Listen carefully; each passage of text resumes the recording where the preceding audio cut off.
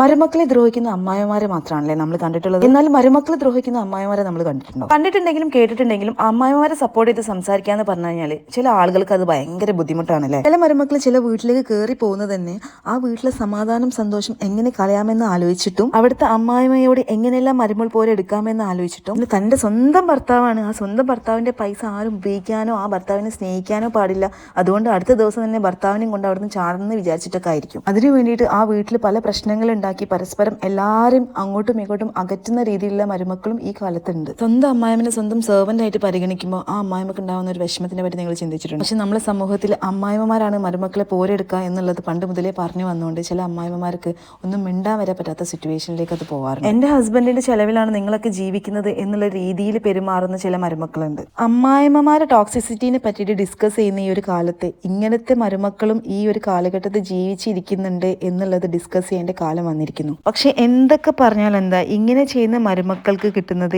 എപ്പോഴും നല്ല അമ്മായിമാരായിരിക്കും എന്നുള്ളതാണ് ഫാക്ട്. പണ്ട് ആരോ പറഞ്ഞ പോലെ നല്ല അമ്മായിമാർക്ക് നല്ല മരുമക്കളെയും കിട്ടൂല, നല്ല മരുമക്കൾക്ക് ഒരിക്കലും നല്ല അമ്മായിമേനെയും കിട്ടൂല.